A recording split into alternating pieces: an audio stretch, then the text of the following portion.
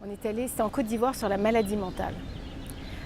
Donc dans certains villages, les gens qui souffrent de maladie mentale, ils sont enchaînés. Kofi, c'est le fou du village voisin. Il a le pied enfermé dans ce bout de bois. Cela fait 10 ans, ou peut-être plus. On ne se souvient plus très bien ici, tellement ça fait longtemps. Parce qu'il y a des croyances où on dit qu'ils sont possédés par le diable. Donc quelqu'un qui est schizophrène, c'est le fou du village, entre guillemets. Il l'envoie en forêt et on les enchaîne. Tous les jours, Grégoire à Hongbonan sillonne la campagne ivoirienne. Il va de village en village à la recherche de gens comme Kofi. Et ils sont nombreux. Grégoire, c'était un homme qui avait décidé de libérer ces gens-là. Et vraiment de s'occuper d'eux. Kofi, bon, je vais t'enlever le bois aujourd'hui. Hein? Et puis tu vas partir avec moi. Tu as compris? Hein? On va s'occuper de toi. On avait filmé un jeune homme qui s'appelait Amidou, qui avait 20 ans, qui souffrait visiblement d'une maladie mentale. Il était beau comme un dieu, tu sais, il était magnifique, ce jeune homme-là. Il avait juste besoin de médicaments ou de, tu sais, il n'avait pas besoin de grand-chose. Amidou ne répond pas à nos questions. Il est enchaîné depuis 4 ans à cet arbre. Il avait creusé une journée de pluie tout autour de lui. Il était enchaîné et l'image était extrêmement forte dans le reportage. Et Grégoire allait le voir, il lui disait comment ça va, tout ça. Il voulait les humaniser parce que la famille de ce jeune homme-là, pour eux, il est possédé par le diable. On le met dans la forêt pour tuer les esprits. C'est vraiment des croyances. Grégoire ne peut le libérer sans l'accord de sa famille. Ça me révolte. Ça me révolte. On ne peut pas continuer à voir ces scènes. Et puis, en fait, c'est ça, on a fait le reportage, on était très contents, sauf que plus tard, j'ai demandé à Grégoire, alors, tu sais, est-ce qu'il a été libéré? Tu sais, on veut toujours qu'une histoire finisse bien, puis en fait, il m'a dit non, il est mort enchaîné. Alors là, tu te dis, bah, en fait, à quoi ça sert ce qu'on fait dans le fond? Tu sais, on peut peut-être gagner des prix, on peut peut-être toucher les gens, mais finalement, ouais, ça c'est un échec.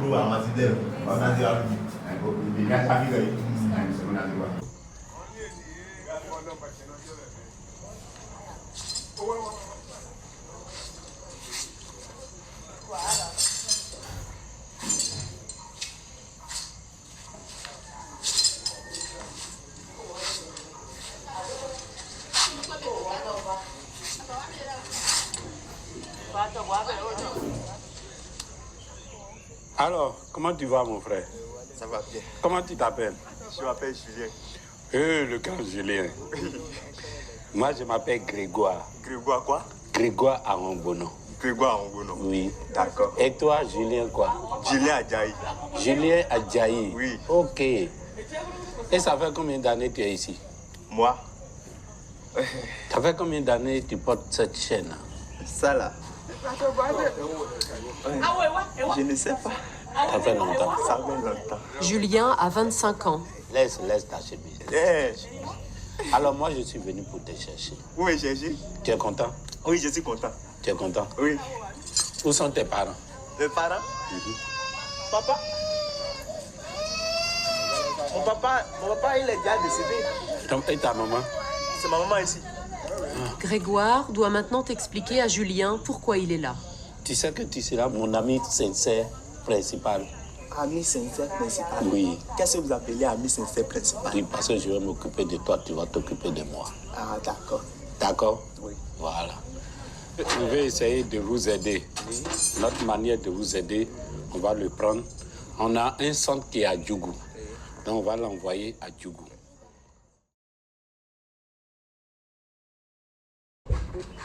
Cette fois, les outils sont bien là, mais l'opération est délicate. Un geste de travers et la jambe peut être brisée.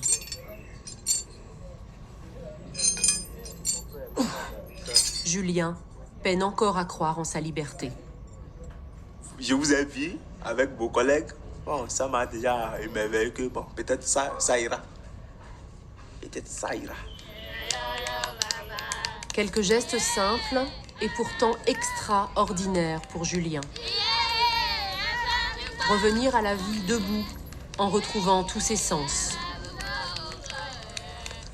Sa pudeur et sa dignité aussi. Pas encore de mots pour dire, juste se laisser faire comme un enfant et se laisser guider vers la liberté. Bonjour, bien-aimé. Bonjour. Comment ça va? Ça va bien. Et la famille? Ça va. Tout le monde va bien? Oui. Sois la bienvenue. Des parcelles.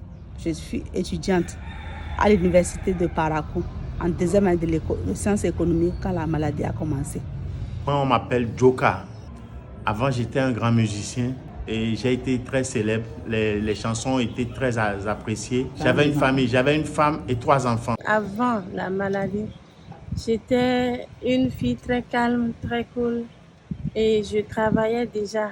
Puisque j'ai un bac, je suis secrétaire de profession. Et la maladie est venue subitement après mon premier accouchement. Oui, j'ai commencé par attendre des voix qui m'accélèrent vraiment. Et jusqu'à présent, ils ne sont pas partis complètement. La voix me disait que je dois agrandir mon studio. Je dois faire un grand studio où les gens vont venir de l'Europe, de l'Afrique, d'un peu partout pour venir travailler chez moi. J'étais un peu agitée. J'étais brutale aussi. Quand je vois le cafard, par exemple, ça me fait peur. Et je dis, voilà, les sorciers sont venus. Je disais des trucs du genre, quoi. Je peux dormir quelques heures, je me réveille et je commence pas à crier.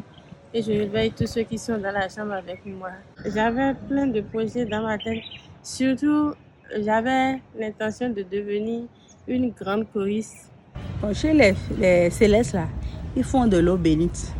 Okay. Ils font quoi? Ils font des prières sur l'eau chaque matin. Ouais. Mais chez les féticheurs, ils tuent les cabrits. Ils m'ont dit de charger sur la tête la nuit à 1h du matin et aller au carrefour et déposer ça. Comme offrande, sacrifice. Par exemple, ils ont pris une aiguille, ils ont pointé ma tête en 4 parties. Il a passé une poudre.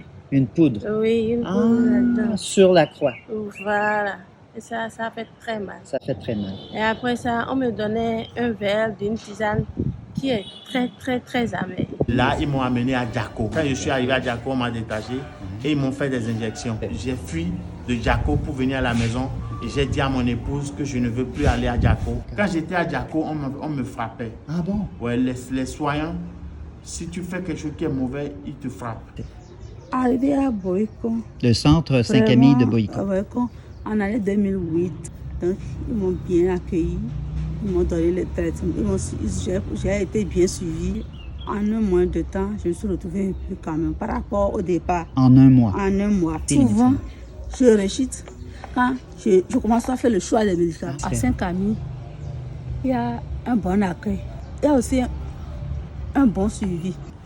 D'abord, à Saint-Camille, on n'enchaîne pas les malades, on ne frappe pas les malades. Donc, je suis venu ici et on m'a demandé de faire l'injection.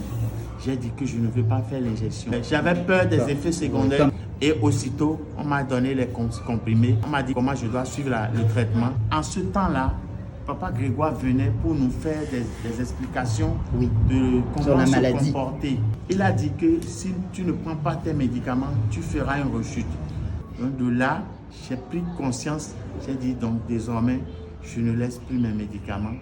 Je vais prendre mes médicaments normalement. Depuis 2016 jusqu'à 2022 maintenant, je n'ai plus fait de rechute. Je peux dire, le traitement indigénal, quand tu prends le verre de liquide qu'on te donne là, c'est pas facilement tu t'endors comme le traitement de Saint-Camille. Avant de t'endormir, ça te bouscule. Or, avec les médicaments de Saint-Camille, non. Tu ne sens rien. Quand tu prends le médicament 30 voire 45 minutes, tu t'endors facilement. Donc, je ne peux même pas comparer. L'accueil a été très, très chaleureux. Un accueil très chaleureux. Ils m'ont considéré comme les leurs. On me parle. L'accueil a été top, je veux dire. J'ai fait les points les comptes. J'essaie de mettre la propriété de certains endroits. Je vais au marché pour les emplettes aussi. Et s'il y a des comptes à faire à ton camp, mensuellement, je vais là-bas, on fait un peu de tout. Cette année, je prie le Seigneur de me donner un travail qui peut me permettre d'économiser pour pouvoir avoir un petit lopin de parcelle pour mes enfants. Je donne, désormais maintenant ça va mieux. Oui, je donne des cours de guitare. J'avais apporté mon saxophone là-bas et je jouais les matins. Et ça plaisait beaucoup aux malades. Et eux tous, ils étaient contents quand ils me voient. Ils me disent, il faut jouer, il faut jouer un peu. Je suis marié, père de 6 enfants. En 71, je suis parti en Côte d'Ivoire dans le but d'aller réparer le pneu et gagner ma vie. J'avais que 19 ans. J'ai commencé à gagner beaucoup d'argent. Face à la fortune, j'ai tourné dos à l'église, j'ai abandonné Dieu. Et dit brusquement, j'ai commencé à avoir des durs problèmes économiques. Et à la fin, j'ai tout perdu. Les difficultés que je vivais m'ont poussé un jour à vouloir me suicider. Parce que je n'en pouvais plus. Et puis, j'ai eu la chance de retourner à l'église. Retournant à l'église, je suis tombé sur un prêtre missionnaire. Comme s'il m'attendait, il m'a tellement accueilli, il a commencé à prendre tout son temps d'abord pour m'écouter. Et au même moment, il organisait un pèlerinage sur Jérusalem. Et il m'a pris pour aller à Jérusalem. Le même prêtre disait un jour dans son homélie que chaque chrétien doit participer à la construction de l'Église en posant une pierre. Voilà la phrase qui m'a bouleversé. J'ai commencé à me poser la question, quelle est la pierre que moi aussi je vais pouvoir poser? C'est ainsi, à notre retour, j'ai essayé de contacter un peu les chrétiens qui sont dans mon quartier, à Dar es Salaam. Et nous avons commencé à prier et de cours en cours, comme, disons, une communauté de base. C'est à la suite de cela, un jour, on a proposé de venir visiter les malades à l'hôpital. Mais on a remarqué que durant les visites, beaucoup de malades qui étaient abandonnés, laissés à eux-mêmes. Des malades qui n'avaient pas de parents, des malades qui souffraient dans les lits sans aucun soin. Et on s'est dit, écoutez, il ne suffit pas de s'arrêter devant quelqu'un qui se tord de douleur et pour dire qu'on est venu pour prier pour lui. Il faut faire quelque chose. Et c'est cela qui nous a amené à commencer par demander des secours par-ci, par-là, pour commencer à payer des médicaments pour ces personnes. Et tous ces malades qui sont abandonnés, nous avons commencé par là à payer leurs médicaments, à faire les analyses, les radios, tout le bilan en général. Et c'est à partir de là que notre désir, désormais, c'est d'aller vers les plus pauvres, chercher Dieu dans les pauvres. En 90, je passais dans la rue, j'ai vu un malade tout nu, qui fouillait la poubelle, comme d'habitude, en train de chercher sa nourriture. Ce jour, brusquement, je me suis arrêté. J'ai commencé par le regarder.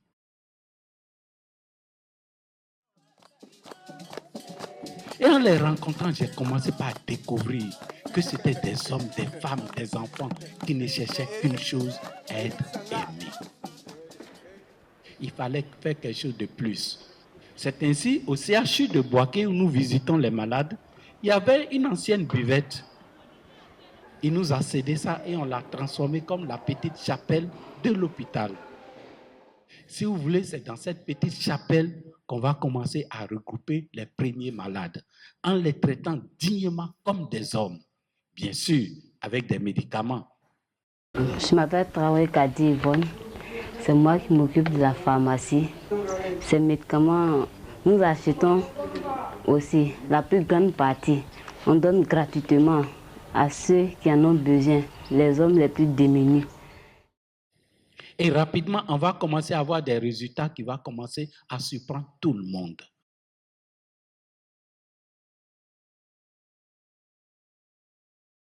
Mais les malades, vous allez avoir les meilleurs médicaments n'importe comment.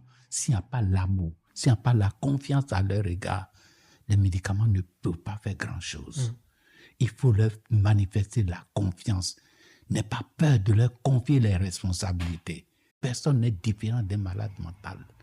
Ils ne sont pas là pour nous assister, mais ils sont là aussi pour participer à la création, comme Dieu le veut. Personne n'est perdu pour Dieu. Personne. Moi qui ne connais rien, qui n'a même pas eu la chance de faire des études, je me suis arrêté au CM2 seulement. Si Dieu a voulu se servir d'un pauvre type comme moi pour lancer une activité pareille, c'est dire que si chacun pouvait ouvrir ses yeux, désormais aucun de nos semblables ne peut être abandonné dans la rue. Parce que je dis, c'est notre image. Chaque fois que nous les voyons dans la rue, qu'on les dépasse, mais c'est mon image que je laisse, c'est mon image que j'abandonne. Et en même temps, je dis, c'est l'évangile. L'homme tombé aux mains des brigands, c'est lui, l'homme tombé aux mains des brigands, qui a été dépouillé de tout son mental, de tout son bien, et qui cherche un samaritain. Comment nous devons faire pour devenir ce bon samaritain pour ces personnes? Ce serait vraiment, vraiment le miracle de Dieu.